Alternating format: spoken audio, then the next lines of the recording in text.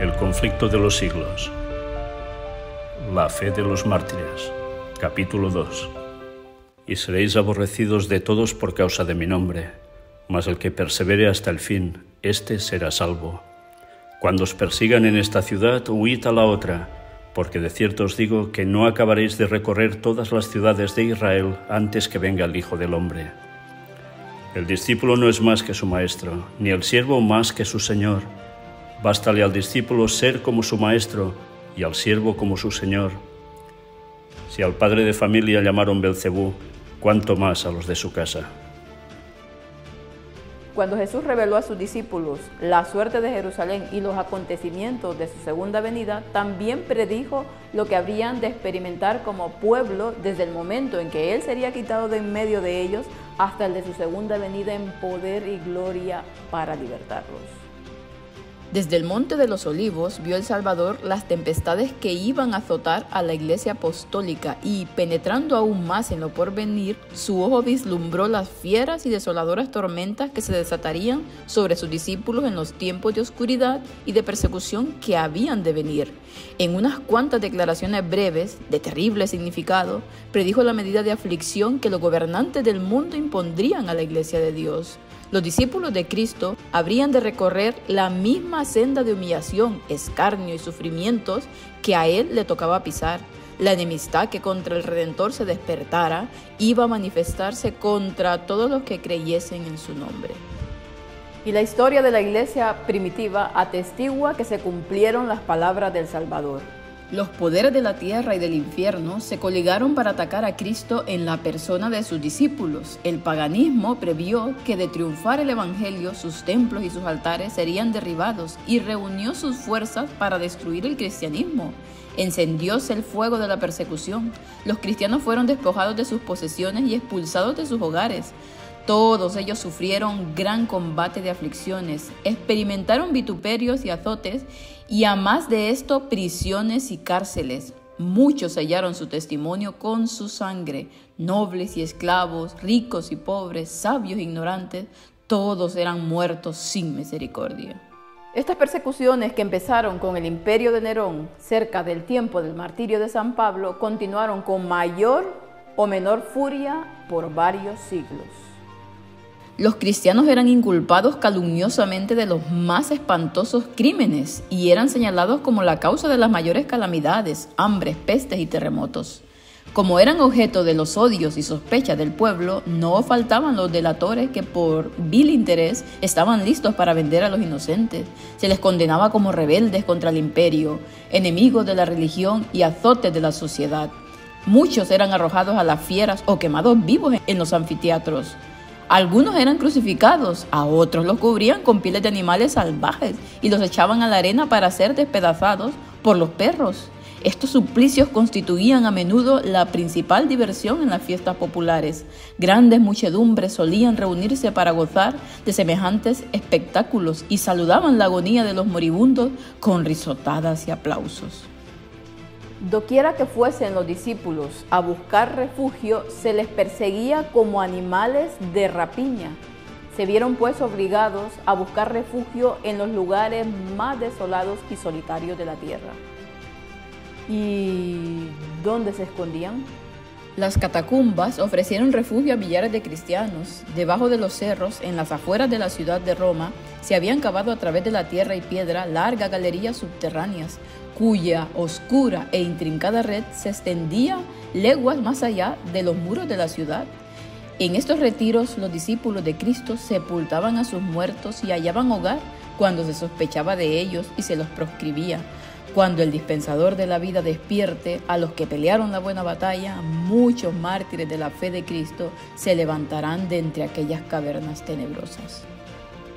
En las persecuciones más encarnizadas, estos testigos de Jesús conservaron su fe sin mancha, a pesar de verse privados de toda comodidad, aún de la luz del sol, en el oscuro pero benigno seno de la tierra, no profirieron quejas.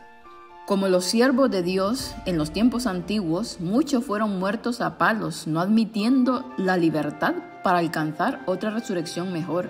Recordaban que su maestro había dicho que cuando fuesen perseguidos por causa de Cristo, debían regocijarse mucho, pues grande sería su galardón en los cielos. Porque así fueron perseguidos los profetas antes que ellos. Se alegraban de que se los hallara dignos de sufrir por la verdad y entonaban cánticos de triunfo en medio de las crepitantes hogueras. Veían al invisible por fe. Pero vanos eran los esfuerzos de Satanás para destruir la iglesia de Cristo por la violencia. Su fe más se fortalecía. Miles de cristianos eran encarcelados y muertos, pero otros los reemplazaban.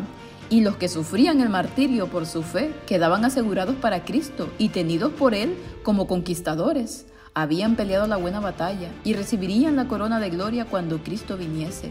Los padecimientos unían a los cristianos unos con otros y con su Redentor. El ejemplo que daban en vida y su testimonio al morir era una constante atestación de la verdad. Y donde menos se esperaba, los súbditos de Satanás abandonaban su servicio y se alistaban bajo el estandarte de Cristo. Bendita transformación. Dijo un cristiano, reconviniendo a los jefes paganos que atizaban la persecución: atormentadnos, condenadnos, desmenuzadnos, que vuestra maldad es la prueba de nuestra inocencia. De nada os vale vuestra crueldad. Más somos cuanto derramáis más sangre, que la sangre de los cristianos es semilla. Y claro, Satanás tenía que hacer algo. ¿Qué se le ocurrió? Se propuso oponerse con más éxito al gobierno de Dios, implantando su bandera en la iglesia cristiana. Si podía engañar a los discípulos de Cristo e inducirlos a ofender a Dios, decaerían su firmeza, su fuerza y su estabilidad, y así ellos vendrían a ser presa fácil. La infiltración es la mejor trampa de Satanás. El gran adversario que nunca duerme se esforzó entonces por obtener con artificios lo que no consiguiera por la violencia. Cesó la persecución y la reemplazaron las peligrosas seducciones de la prosperidad temporal y del honor mundano. Los idólatras fueron inducidos a aceptar parte de la fe cristiana, al par que rechazaban otras verdades esenciales. Profesaban aceptar a Jesús como Hijo de Dios y creer en su muerte y en su resurrección, pero no eran convencidos de pecado ni sentían necesidad de arrepentirse o de cambiar su corazón. Habiendo hecho algunas concesiones, propusieron que los cristianos hicieran las suyas para que todos pudiesen unirse en el terreno común de la fe en Cristo. ¿Ecumenismo? ¿Y qué creen que pasó con esta nueva táctica? La iglesia se vio entonces en gravísimo peligro y en comparación con él, la cárcel, las torturas, el fuego y la espada eran bendiciones. Algunos cristianos permanecieron firmes, declarando que no podían transigir. Otros se declararon dispuestos a ceder o a modificar en algunos puntos su confesión de fe y a unirse con los que habían aceptado parte del cristianismo, insistiendo en que ello podría llevarlos a una conversión completa. Fue un tiempo de profunda angustia para los verdaderos discípulos de Cristo. Bajo el manto de un cristianismo falso, Satanás se introducía en la iglesia para corromper la fe de los creyentes y apartarlos de la palabra de verdad. Tristemente, la mayoría de los cristianos consintieron al fin en arriar su bandera y se realizó la unión del paganismo con el cristianismo. Aunque los adoradores de los ídolos profesaban haberse convertido y unido con la iglesia, seguían aferrándose a su idolatría. Y solo habían cambiado los objetos de su culto por imágenes de Jesús y hasta de María y de los santos. La levadura de la idolatría introducida de ese modo dentro de la iglesia prosiguió su funesta obra. Pero no hay unión entre el príncipe de la luz y el príncipe de las tinieblas, ni puede haberla entre los adherentes del uno y los del otro. Cuando los cristianos consintieron en unirse con los paganos que solo se habían convertido a medias, entraron por una senda que les apartó más y más de la verdad. Satanás se alegró mucho de haber logrado engañar a tan crecido número de discípulos de Cristo. Luego ejerció aún más su poder sobre ellos y los indujo a perseguir a los que permanecían fieles a Dios. fue necesario sostener una lucha desesperada por parte de aquellos que querían ser fieles y firmes contra los engaños y las abominaciones que, envueltos en las vestiduras sacerdotales, se introducían dentro de la iglesia. Tras largo y tenaz conflicto, los pocos que permanecían fieles resolvieron romper toda unión con la iglesia apóstata, si ésta rehusaba aún desechar la falsedad y la idolatría. Y es que vieron que dicho rompimiento era de todo punto necesario si querían obedecer la palabra de Dios. No se atrevían a tolerar errores fatales para sus propias almas y dar así un ejemplo que ponía en peligro la fe de sus hijos y la de los hijos de sus hijos.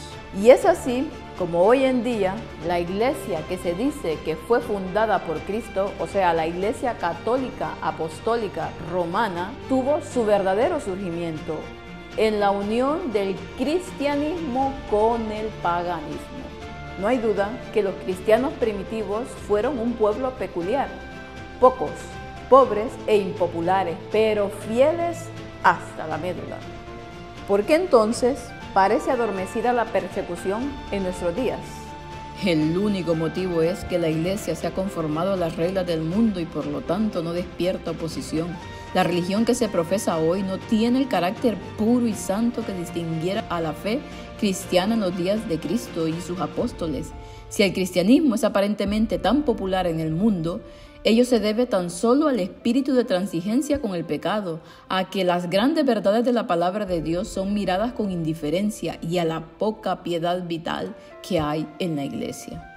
Revivan la fe y el poder de la iglesia primitiva, y el espíritu de persecución también revivirá, y el fuego de la persecución se volverá a encender, y está predicho que así será.